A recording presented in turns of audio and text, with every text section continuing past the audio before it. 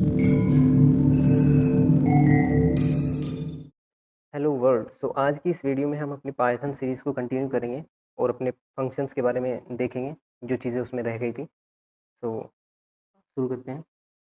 सबसे पहले हम जानेंगे कि पैरामीटर और आर्ग्यूमेंट्स क्या होते हैं। तो पैरामीटर जो हम फंक्शन डेफिनेशन के टाइम पे डिफाइन करते हैं, उनको बोलते हैं पैरामीटर। जो वैल्यूज़ हम रिसीव करते हैं, जो हम डेफिनेशन के टाइम पे रिसीव करते हैं कि ये वैल्यूज़ हमें कॉलिंग के टाइम पर मिलनी चाहिए, उनको बोलते हैं हम पैरामीटर। और जो वैल्यूज़ हम फंक्शन को कॉलिंग के टाइम पे पास करते हैं, उन्हें बोलते हैं हम आर्ग्यूमेंट्स। चलिए देखते हैं इनको कि क्या होते हैं।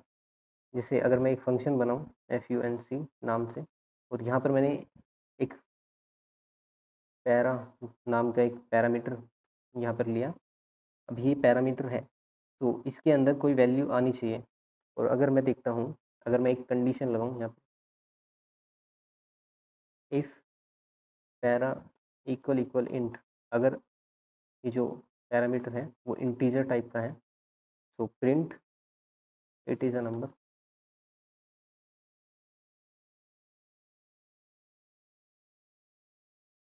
Else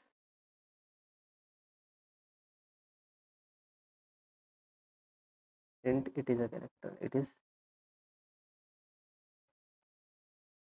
cap. और मैं यहाँ पर रिटर्न करा दूँ पैरा को। अब अगर मैं फंक्शन को ऐसे ही कॉल करूँ, तो मुझे यहाँ पर एक एरर मिलेगा, Python function function two. Okay, function two नाम से फाइल करते हैं। एक मिनट में फाइल ढूंढता हूँ।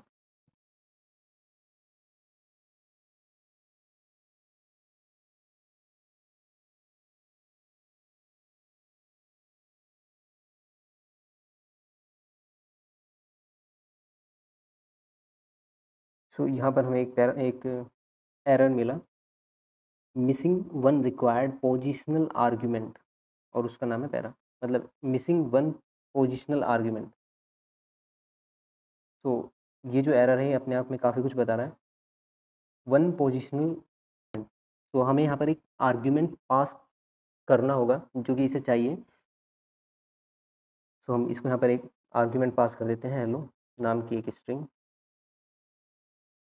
और अगर मैं अब इसको प्रिंट कराऊँ, तो यहाँ पर इट इज़ अ कैप, तो ये वाली लाइन प्रिंट होगी। और रिटर्न मैंने एक पैरा लिया था और उसको कहीं पर रिसीव नहीं किया, एक्स के अंदर उसे भी रिसीव कर गया। फिर इसको प्रिंट करा देते हैं डायरेक्ट, बिना रिसीव करे डायरेक्ट प्रिंट करा देते हैं जो भी वैल्यू होगी, it is a cap hello. तो ये जो मैंने हेलो पास किया, अब ये एक पोजिशनल आर्ग्यूमेंट है। अब पोजिशनल आर्ग्यूमेंट क्या होते हैं? हमारे पास जो आर्ग्यूमेंट है वो 3 तरह के होते हैं, जैसे मैंने यहाँ पे मेंशन किया है। जो पहली टाइप होती है वो है पोजिशनल आर्ग्यूमेंट, दूसरी है कीवर्ड आर्ग्यूमेंट, और तीसरे हैं डिफ़ॉल्ट आर्ग्यूमेंट। अब ये क्या होते हैं?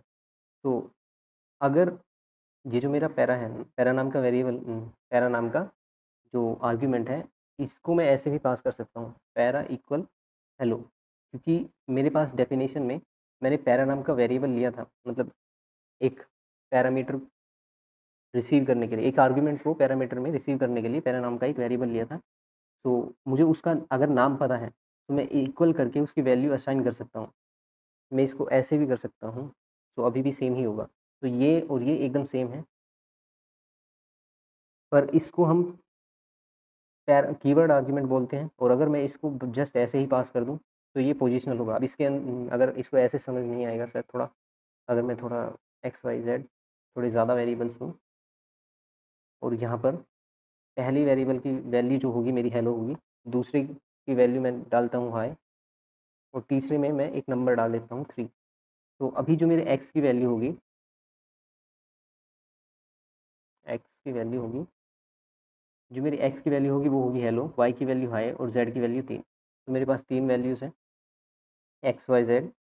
और ये अभी जो पास किया मैंने, ये पोजिशनल आर्ग्यूमेंट्स हैं, मतलब पोजीशन के हिसाब से इन वेरिएबल्स को इनकी वैल्यू असाइन होगी।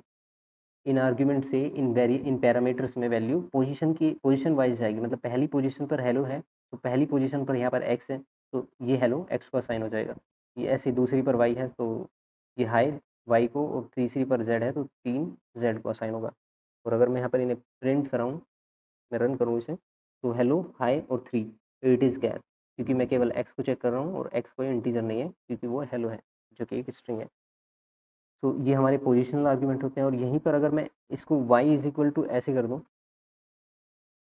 तो ये भी चलेगा, पर यहाँ पर अभी एक दिक्कत है कि अगर हमने कोई कीवर्ड आर्ग्यूमेंट पास किया है तो उसके बाद हम पोजिशनल आर्ग्यूमेंट पास नहीं कर सकते। उसके बाद ये नेसेसरी कंडीशन है कि हमें सभी आर्ग्यूमेंट को keyword as a keyword argument ही पास करना होगा। तो यहाँ पर अगर मैं अभी इसे रन करूँ तो ये एक एरर देगा, positional argument follows keyword argument. तो अभी मैं यहाँ पर इसे पास नहीं कर सकता। अभी मुझे यहाँ पर एक कीवर्ड आर्ग्यूमेंट की तरह ही इसको पास करना होगा। इस तरह से अगर मैं इसको अभी रन करूँ तो ये भी चलेगा। अब हम ये डिफाइन कर सकते हैं कि कौन सा वेरिएबल हमारा कीवर्ड होना चाहिए और कौन सा हमारा पोजिशनल होना चाहिए। और उससे पहले अभी हम एक चीज़ देखते हैं कि अगर हमने 3 पैरामीटर यहाँ पर डिफाइन किए हैं, डेफिनेशन में 3 पैरामीटर रिसीव करने के लिए बोले हैं, पर अगर हम यहाँ पर केवल एक ही पास करें कॉलिंग के टाइम, तो यहाँ पर हमें एरर मिलेगा। मतलब हमारे पास ये हमारी मजबूरी है कि 3 के 3 वेरिएबल हमें पास करने ही होंगे। तो इस चीज़ को हम इस तरह से सॉल्व कर सकते हैं कि हम चाहें तो y और z जो बाकी के 2 वेरिएबल हैं, इनको एज़ अ डिफ़ॉल्ट आर्ग्यूमेंट क्या रखना है, उनकी वैल्यू हम असाइन कर सकते हैं यहाँ पर इक्वल लगा के, और ये हो गए हमारे डिफ़ॉल्ट पैरामीटर। अगर मैं z की वैल्यू डिफ़ॉल्ट हाई कर दूँ और y की वैल्यू 4 कर दूँ, तो अभी x तो नेसेसरी है डालना, मतलब x तो हमें डालना ही पड़ेगा, पर y और z हम ना भी डालें तो चल जाएगा। अगर मैं यहाँ पर हेलो लिखता हूँ तो वो x में चला जाएगा और y और z की डिफ़ॉल्ट जो वैल्यू मैंने यहाँ पर असाइन की है, वही वैल्यू मुझे यहाँ पर मिलेगी। अगर मैं इसे यहाँ पर 1 मिनट, इसे मैं यहाँ पर प्रिंट रन करूँ सो मुझे x में हेलो मिल गया और y और z में 4 और हाई मिल गया। यहीं पर मैं अगर x की वैल्यू यहाँ पर कुछ और कर दूँ, जैसे हेलो मैंने यहाँ पर असाइन कर दिया और कॉलिंग के टाइम पर कुछ भी पास नहीं किया, तो ये अभी भी ऐसे ही चलेगा। अब इसे कोई ज़रूरत नहीं है कोई वैल्यू लेने की कॉलिंग के टाइम पे। अभी से कोई ज़रूरत नहीं है कि कोई आर्गुमेंट इसमें पास ही किया जाए। तो ये होते हैं हमारे डिफ़ॉल्ट पैरामीटर्स या फिर डिफ़ॉल्ट आर्ग्यूमेंट्स। इनको हम डिफ़ॉल्ट आर्ग्यूमेंट्स बोलते हैं। हमारा कीवर्ड्स आर्ग्यूमेंट हो चुका है, हमारा पोजिशनल आर्ग्यूमेंट आपको पता है क्या होते हैं। तो अब देखते हैं हम कि कैसे हम डिफ़ाइन कर सकते हैं कि ये वाले वेरिएबल्स हमारे एज़ अ कीवर्ड आर्ग्यूमेंट ही पास होने चाहिए और ये वाले पोजिशनल ही होने चाहिए। सो हमारे पास एक चीज़ होती है यहाँ पर डेफिनेशन के टाइम पे, अगर हम एक्स, वाई और ज़ेड 3 वेरिएबल लें अलग-अलग, और मैं यहाँ पर एक स्टार लगा दूँ, तो इसके बाद के जितने भी वेरिएबल्स हैं, अब ये हमने डेफिनिशन में फिक्स कर दिया कि इसके बाद के जो भी वेरिएबल्स हैं, वो सभी कीवर्ड्स होने चाहिए। मतलब अगर मैं उनको पोजीशन के हिसाब से पास करूँगा, सो वो एरर मिलेगा हमें यहाँ पे। अगर मैं इसको अभी यहाँ पर पास करूँ, हेलो 6, 7, अभी मैंने 3 पोजिशनल आर्ग्यूमेंट पास किए हैं, पर यहाँ पर मैंने डेफिनेशन के टाइम पे ये फिक्स कर दिया कि ये दोनों वेरिएबल वाई और ज़ेड केवल कीवर्ड आर्ग्यूमेंट ही पास होने चाहिए। अगर मैं इसको अब रन करूँ, सो मुझे यहाँ पर एरर मिलेगा, 1 positional argument but 3 were given, 1 positional argument but 3 were given. तो यहाँ पर अगर मैं इन्हें की as a keyword argument pass करूँ, तो हमें यहाँ पर कोई एरर नहीं मिलेगा। वाई और ज़ेड, यहाँ पर अगर मैं वाई और वाई भी कर दूँ, तो भी कोई दिक्कत होगी क्या? हाँ, क्योंकि वाई को हमने 2 बार कर दिया, हमें उसी के नाम से उसे करना होगा। और एक चीज़ और कि मैं अगर ज़ेड को पहले यहाँ पर असाइन कर दूँ और वाई को बाद में, उससे कोई दिक्कत नहीं होगी, क्योंकि कीवर्ड आर्ग्यूमेंट को हम आगे-पीछे कैसे भी असाइन कर सकते हैं। और पोजीशनल में ये फिक्स है कि अगर हमें वहाँ पर पहले नंबर पर हमारा एक्स है, तो यहाँ पर हमें एक्स की वैल्यू पास करनी है, दूसरे पे वाई है, तो दूसरे में वाई की वैल्यू। अगर मैं इसको अब रन करूँ, इट इज़ कैर, हम एक्स से चेक कर रहे हैं और हमारा प्रोग्राम ठीक से चल गया। ऐसे ही हमारे पास अगर हम चाहते हैं कि केवल पोजीशनल आर्ग्यूमेंट ही पास हों, तो हम यहाँ पर स्टार की जगह एक स्लैश लगा सकते हैं। और अगर मैं अब इसको रन करूँ, तो अब ये एरर देगा, नहीं दिया। अच्छा, ये होता है उल्टा कि इस स्लैश से पिछले जो भी आर्ग्यूमेंट हैं, वो सभी पोज़िशनल होने चाहिए। अगर मैं यहाँ पर अभी हमारी कंडीशन मीट कर रही है, पर अगर मैं यहाँ पर x इक्वल हेलो करूँ और y और z की जगह कोई वैल्यू डाल दूँ, तो हमें यहाँ पर एरर मिलेगा, क्योंकि हमारे जो x जो वेरिएबल है, अगर यहाँ पर a भी डाल दूँ, एक वेरिएबल और ले लेते हैं ताकि अच्छे से समझ में आए, और a इज इक्वल टू 4 डाल दिया। अब हमारे पास ये जो कंडीशन बनी, इसमें हमें एरर मिलना चाहिए। जैसा कि मैंने कहा कि इससे पहले before slash all the argument should be positional only.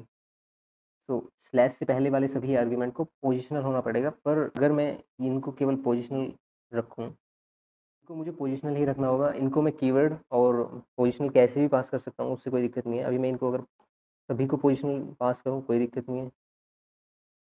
ए को भी यहाँ पर प्रिंट करा लेते हैं, और अगर मैं इनको कीवर्ड पास करूँ, ऐसा कीवर्ड आर्ग्यूमेंट पास करूँ, तो भी कोई दिक्कत नहीं होगी। तो ये कुछ रूल्स हैं हमारे पास। अब एक आखिरी चीज़, ये थोड़ी इंटरेस्टिंग भी है।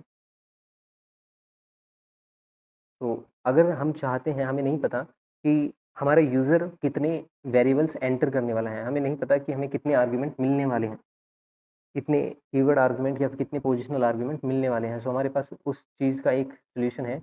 हम एक फंक्शन डिफाइन करें फन नाम का, और हम यहाँ पर एक चीज़ यूज़ कर सकते हैं, आर्ग स्टार ARG एस। यहाँ पर कोई भी वेरिएबल के नाम के सामने अगर हम स्टार लगा देंगे, तो अब इसके अंदर जितने भी अब ये इसके कॉलिंग के टाइम पे, इस फंक्शन की कॉलिंग के टाइम पे इसे जितनी भी वैल्यूज़ आर्ग्यूमेंट में पास होगी, वो यहाँ पर इस पैरामीटर के अंदर एज़ एक लिस्ट बनकर मिलेंगी हमें। तो अगर मैं इसको यहाँ पर केवल प्रिंट करा दूँ, आर्ग्स को मैं यहाँ पर केवल प्रिंट करा दूँ, तो यहाँ पर मेरे पास एक लिस्ट प्रिंट होगी, और मैं फंक्शन कॉलिंग के टाइम पे यहाँ पर मैं कुछ वैल्यूज़ पास कर देता हूँ, कितनी भी वैल्यूज़ पास कर देता हूँ यहाँ पर, कुछ भी रैंडम वैल्यूज़। और अगर मैं इसको प्रिंट कराऊँ, अगर मैं इसको रन कराऊँ, इसको पहले कमेंट कर देते हैं, तो यहाँ पर मुझे ये एक टपल के उसमें मिल रही है, मतलब एक टपल बनकर मिल रही है। हम इसको यहाँ पर लिस्ट बना सकते हैं। तो जैसा कि हम पहले भी देख चुके हैं, हमें ज़्यादातर वैल्यूज़ जो हम ऐसे ही लिखते हैं, जैसे यहाँ पर लिखी हुई थी, अगर वैल्यूज़ हम x इज़ इक्वल टू या फिर a इज़ इक्वल टू 2, 3, 4 इस तरह कॉमन सेपरेटेड वैल्यूज़ को बिना किसी ब्रैकेट के लिखते हैं, तो वो हमें एक टपल के अंदर मिलते हैं। तो यहाँ पर भी वही हो रहा है। जो भी आर्ग्यूमेंट के अंदर जो भी आर्ग्यूमेंट पास कर रहे हैं अपने फंक्शन कॉलिंग के टाइम पे, वो सब हमें पैरामीटर के अंदर रिसीव हो रही है एज़ अ टुपल, एक ऐसा ही टपल के रूप में। तो इसी तरह हम कितने भी पोजिशनल आर्ग्यूमेंट पास करें, वो सब हमें एक टपल के रूप में मिल जाएँगे। और एक दूसरी चीज़, डेफ़िनेशन के टाइम पे अगर हम चाहते हैं कि जो भी यूज़र पास करे, वो जितने चाहे कीवर्ड आर्ग्यूमेंट पास कर सकता है, और कीज़ वो खुद की डिफ़ाइन करेगा, मतलब वो अपनी मर्ज़ी से कोई भी की रख सकता है, और हमें कोई भी वैल्यू उस की दे सकता है। जैसे कि अगर मैं एक फ़ंक्शन बनाऊँ, one फंक2 double star keyword args,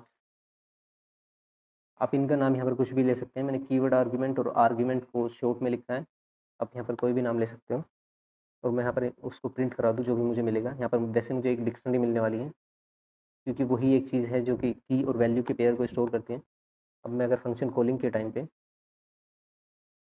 FUNC और फंक2, अगर मैं यहाँ पर h इज़ इक्वल टू आई और कोई भी रैंडम वेरिएबल्स और उनकी कुछ वैल्यूज़ पास कर रहा हूँ मैं यहाँ पर, कुछ भी रैंडम वेरिएबल्स और उनकी कुछ रैंडम वैल्यूज़ यहाँ पर मैं पास कर रहा हूँ। तो एक और वेरिएबल लिए मैं, और यहाँ पर मैंने एक और वैल्यू पास कर दी।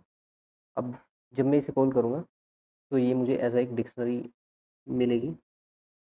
फिर मैंने एच को 2 बार ले लिया, सेम की रिपीट नहीं होनी चाहिए, तो हम क्यू ले लेते हैं। तो अब मुझे यहाँ पर एक डिक्शनरी मिली, जिसके अंदर की और वैल्यू पेयर मिले। जो हमारी की है, वो ये वाली की है, और जो तो अब हम अपने टपल को एक लिस्ट में कन्वर्ट करके उसके साथ जो करना चाहें कर सकते हैं। और हमारे पास सभी आर्ग्यूमेंट्स जो भी हमें मिले थे कॉलिंग के टाइम वो सभी यहाँ पर फंक्शन के अंदर रिसीव हो चुके हैं। सो हम इसके साथ जो चाहें वो कर सकते हैं, जिस तरह के ऑपरेशन चाहें। तो आज के लिए बस इतना ही रखते हैं। ये वीडियो वैसे भी काफ़ी लेंदी हो चुकी है। अगर कोई डाउट है तो आप कमेंट कर सकते हो। Thanks for watching.